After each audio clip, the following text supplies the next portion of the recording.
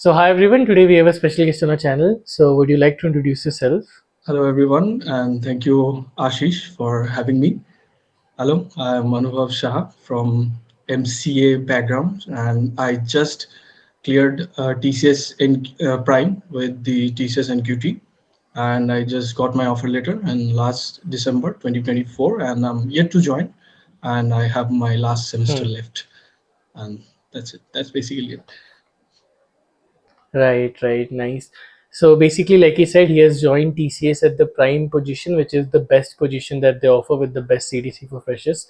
So we will be getting to know his journey about how he cracked prime role at TCS, the best role basically. So, bro, would you like to start us off with your interview experience? Like what all happened? What was the process like? How many rounds were there and all? Should I tell you about the interview first or the NQT test process? You can briefly mention about the NQT. Okay, so starting with the NQT, I had two coding questions, and they were apti round, which was combined with basic quant, advanced quant, and general reasoning and English. The reasoning and English part was quite easy, but surprisingly, the basic quant was quite harder than the advanced quant, as it seemed to me. Oh, I was not expecting that.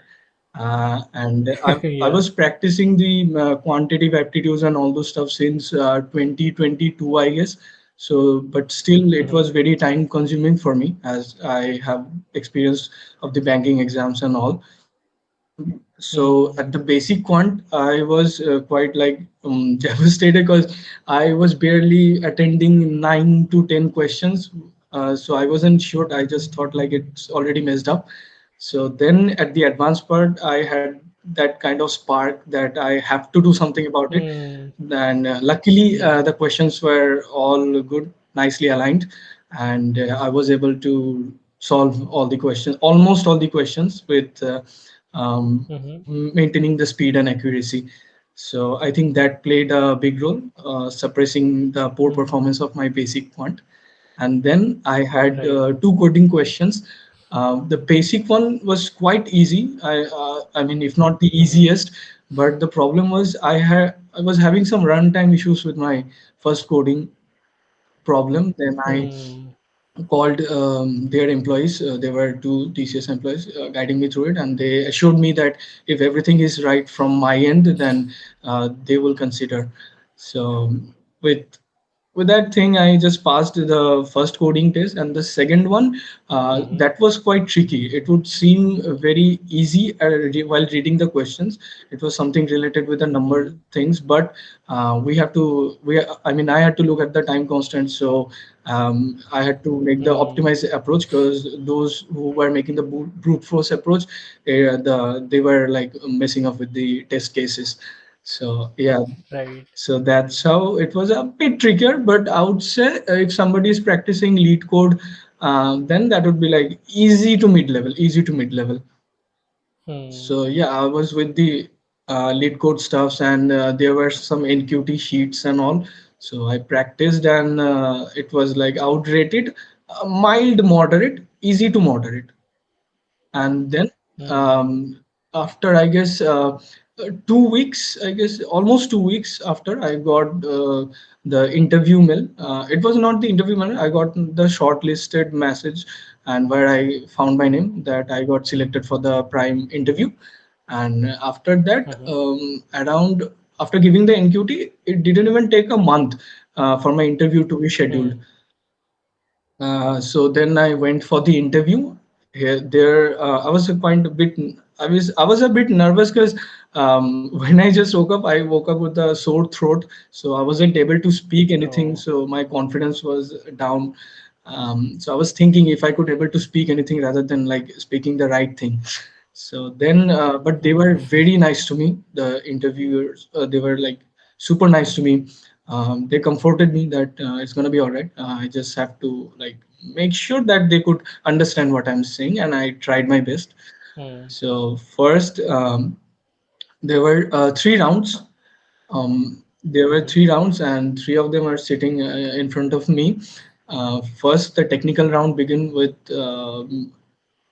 I mean, before the technical round, they asked me some general questions like where you from, what happened to you, and everything. mm, And then they started with the basic technical part, technical questions. They just mm, gone through my CV with a glance, mm. and they directly told me to take the pen and paper and draw the project architecture. So yeah, I've drawn it, Oh. and I have to like explain how the thing is happening, like um, data retrieving, the API calls, Mm, and the front end or back yeah. end. How did you, I mean, route the front end with the back end if you are using React? And I was using back end, I was using Spring Boot for back end. How you managed to do Mm, that? nice. Then it was, I had like three projects.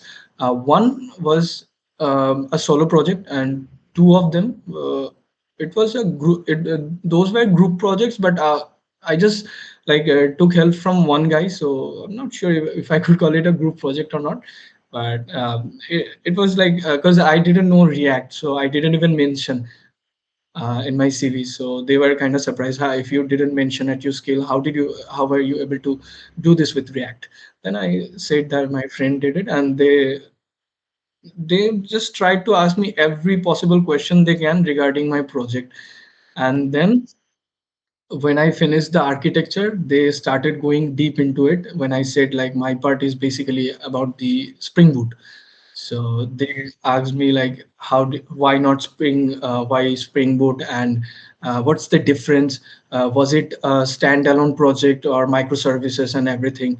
So what I was doing, I was making sure the answers which I know, I was explaining the answer with the other things I know. So I just want to make sure that they understand that I know this thing. So whatever I knew, I was just telling them. So yeah, just like they say, just like they asked me whether it's a standalone project or not, and then I replied that yeah, I was using Maven, so which is basically used for standalone. That's right. So and I found another thing which I don't know if it was a trick or not. They were constantly telling me a wrong annotation, which was like controller. They were talking about API calls with the controller, and I told them I think that should be REST controller, and they were like, "Sorry, you're right," and something. So I was not sure if they were intentionally saying this or they were like testing me or something. But so with even the sore throat, I was having some confidence that yeah, it's kind of going well. And they asked me till I was not able to answer. Yeah, I was just a little bit nervous when they started asking me about the MongoDB because I was not a pro. And then there was an answer which I knew, like the why did I put the details about the MongoDB? It was supposed to be the application properties, but at that moment I forgot. So they were grinding me, so said I shouldn't guess any wrong answer, and they were like okay, and they then shifted to the next part, which was cloud computing. Then they asked me two three questions, simple questions about cloud computing, like the SaaS pass and everything, private cloud, virtual private cloud differences and all. And it seemed he was quite satisfied with the technical part. And then the next ma'am, she was asking me about the projects. I mean, how many layers you have, and she was giving me hypothetical situations that you have mentioned these coding languages. And what if we send you to a project which doesn't consist in all these languages and which has a very boring technology, some more technology? How would you respond? Would you like to do it? And yeah, I said like my company is the first priority, so if the company wants me to do it, then I will do it. And she kind of said that, can you please repeat what you said? And I thought if I made any mistake, but I just repeated the same thing, and she was like quite okay and passed me to the HR sir. So she just like 2 minutes of me. And the HR sir, he was asking me about the backs. I mean, sorry, if I have any backs or not. I said I don't have. And he was asking me about the gaps because I have 2 years of gap, which is a big drawback because it makes the hiring very difficult for the guys who have academic gaps. So I had to justify my gaps. which I think they took it nicely. So they gave me a pass, and they were continue. And I mean, he asked me like twice or thrice that if I don't have any backs, and I thought that he must be going forward with my CV.